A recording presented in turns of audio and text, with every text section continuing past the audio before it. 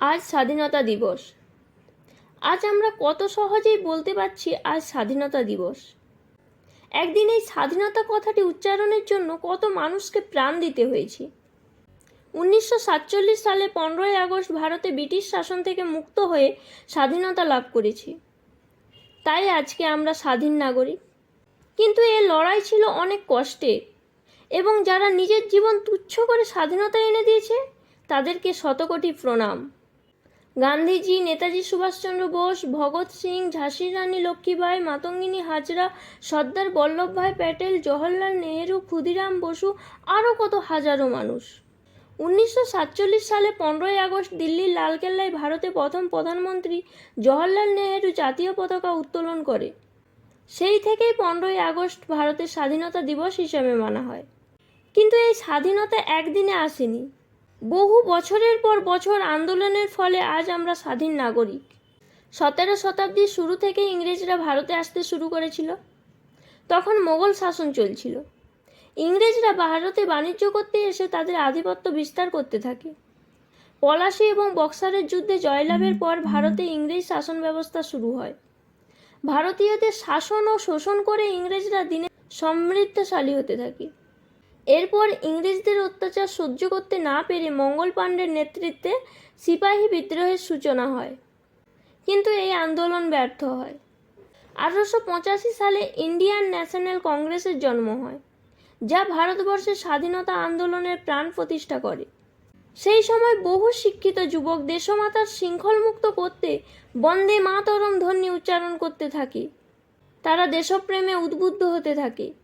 এই সময় Lord Curzon কৌশল করে বাংলাকে বিভক্ত করে দেয়, যাতে শক্তিশালী সংগঠন গড়ে না ওঠে বাংলার বুকে। শুরু হয় বঙ্গভঙ্গ আন্দোলন। এই সময় কত বিপ্লবীরা ব্রিটিশদের বিরুদ্ধে আন্দোলন করতে গিয়ে হাসি মুখে তাদের আত্মবলিদান দেন।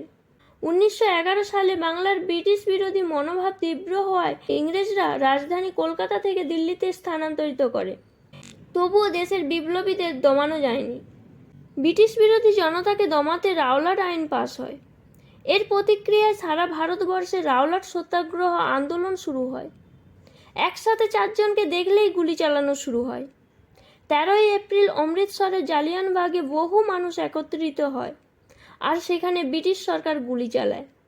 10 মিনিট ধরে নির্মম হত্যাকাণ্ড চলে। সেখানে প্রায় হাজারো মানুষ মারা যায় এবং আহত হন। এর প্রতিবাদে রবীন্দ্রনাথ ঠাকুর ব্রিটিশদের দেয়া নাইট উপাধি ত্যাগ করেন। হিন্দুস্তান রিপাবলিক অ্যাসোসিয়েশনের প্রতিনিধিরা অস্ত্র কেনার জন্য 1925 সালে কাকরি নামে এক ট্রেন থামিয়ে ইংরেজদের টাকা পয়সা লুট করে নেয়। এরপর কংগ্রেস পূর্ণ স্বাধীনতার সিদ্ধান্ত নেয়। 31শে ডিসেম্বর নেহেরু লাহোরে জাতীয় পতাকা উত্তোলন করে, কিন্তু ব্রিটিশ সরকার তা মানেনি। এরপর নেতাজি সুভাষচন্দ্র বোস আজাদ হিন্দ ফৌজ গঠন করে ইংরেজদের দমন করার জন্য। তিনি বুঝেছিলেন স্বাধীনতা এভাবে পাওয়া যাবে না, স্বাধীনতা পাওয়ার জন্য যুদ্ধের প্রয়োজন। 1942 সালে গান্ধীজি ভারত ছাড়ো আন্দোলন শুরু করে। ব্রিটিশরা বিদ্রোহ দমন করার জন্য অনেক চেষ্টা করেন, কিন্তু এই আন্দোলন থামেনি। মোহাম্মদ আলী জিন্নাহ আলাদা রাষ্ট্র গঠনের প্রস্তাব রাখেন। তিনি চেয়েছিলেন একটি মুসলিম দেশ গঠন হবে এবং যার শাসক হবে একজন মুসলিম নেতা, কিন্তু কংগ্রেস নেতারা তা সমর্থন করেননি। শুরু হয় সাম্প্রদায়িক দাঙ্গা এবং পাকিস্তানের জন্ম হয়, এবং 15ই আগস্ট মধ্যরাতে ভারত স্বাধীন হয়। ইংরেজরা 200 বছরেরও বেশি ভারতে শাসন করার পর ব্রিটিশ শাসন ব্যবস্থার অবসান ঘটে।